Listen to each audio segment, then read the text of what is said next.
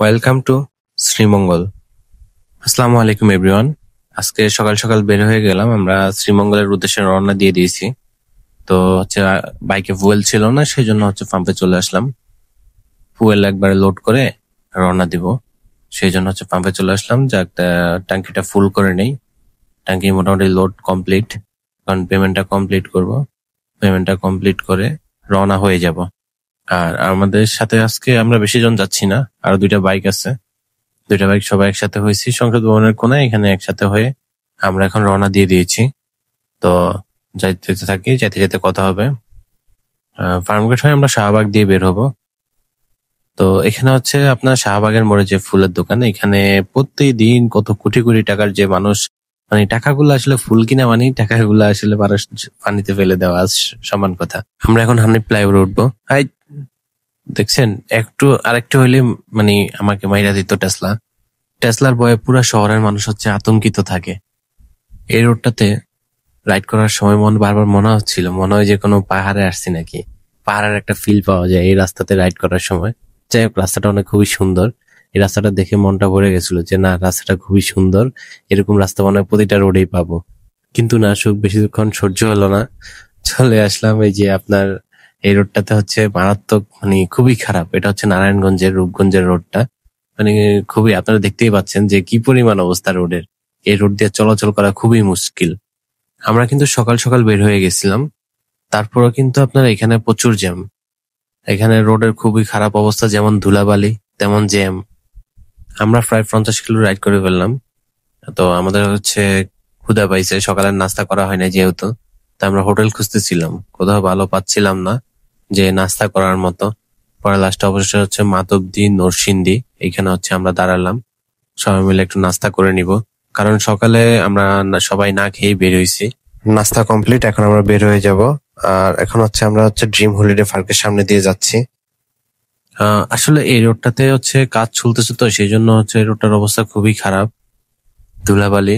মানে এক্সপেকটেশন ছিল না যে রোডটা এত খারাপ হবে। আমাদের ঢাকা চিটাগাং এর মতো রোডটা আর বাংলাদেশের কোথাও নাই এত সুন্দর রোড। রোডটা ডাবল লেন হলে ভালো হতো। এখন আমরা টোল প্লাজায় চলে আসছি। এখানে টোল দিতে হবে 10 টাকা করে। যাক, আমরা অলরেডি টোল দেওয়া কমপ্লিট। এখন আমাদের দুইটা বাইক বের হয়ে গেছে। এই যে আমরা বসে আছি, আমরা এখন বের হয়ে যাব টোলটা।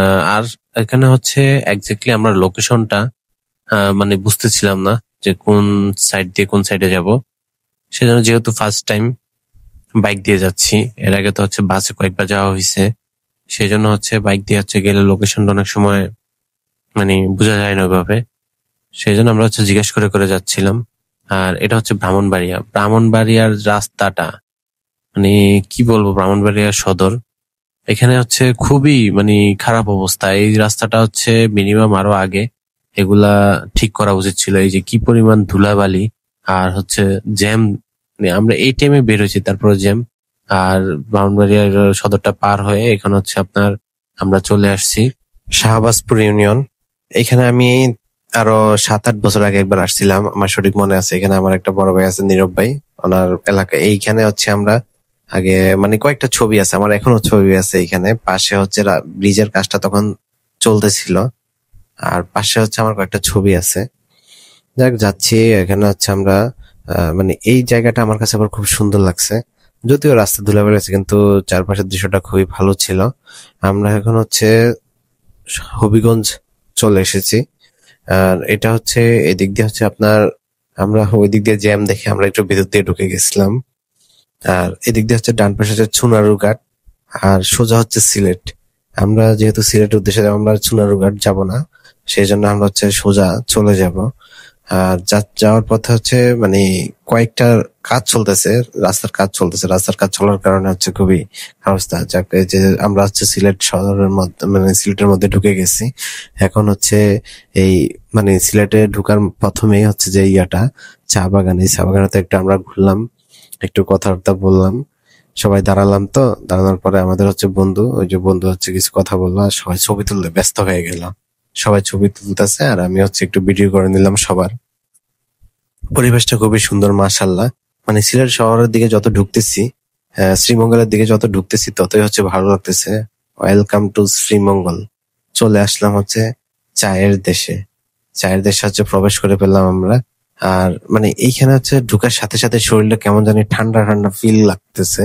আহ রাস্তাটা খুবই সুন্দর, দুই পাশে সবুজ গাছপালা, মানে দেখেও শান্তি লাগতেছে।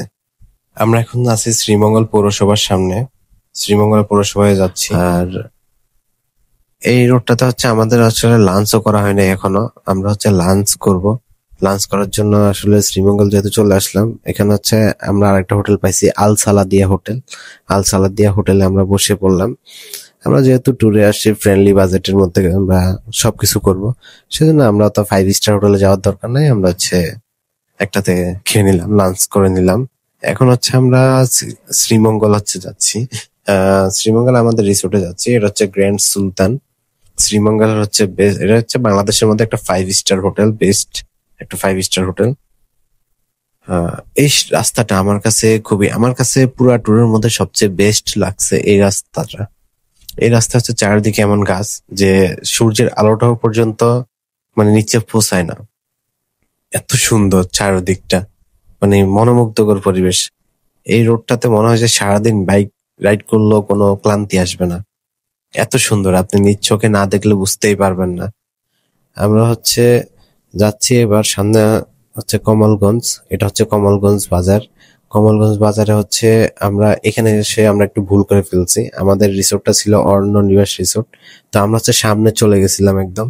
তো আমরা আবার ব্যাক করছি, ব্যাক করে হচ্ছে যে পিছনে একটা রোড ছিল, এদিক দিয়ে আমরা ঢুকলাম। কথা বলে আমাদের গুগল ম্যাপ হচ্ছে ভুল পথে নিয়ে গেছিল। আর এটা হচ্ছে আমাদের রিসোর্টের রাস্তাটা। এটা হচ্ছে কমলগঞ্জ থেকে আরো মিনিমাম 10-12 কিলো ভিতরে, তবে রাস্তাটা খুবই সুন্দর। আপনি এই রাস্তাটা মানে ভিউ দেখে বুঝতে পারতেছেন কি পরিমাণ সুন্দর। তো আমরা মোটামুটি কাছাকাছি চলে আসছি, ম্যাপ দেখে তো যাচ্ছি আমরা এটা।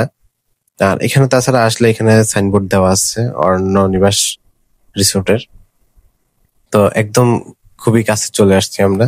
ওই যে সামনে দেখা যাচ্ছে এটাতে হচ্ছে অরণ্য নিবাস রিসোর্ট। যাক, আলহামদুলিল্লাহ, শুকরিয়া আল্লাহর কাছে যে আমরা ভালোভাবে এসে পৌঁছাতে পারলাম। আর এটা হচ্ছে একদম রিসোর্টের মেইন গেট, মেইন গেট দিয়ে আমরা হচ্ছে এখন প্রবেশ করব।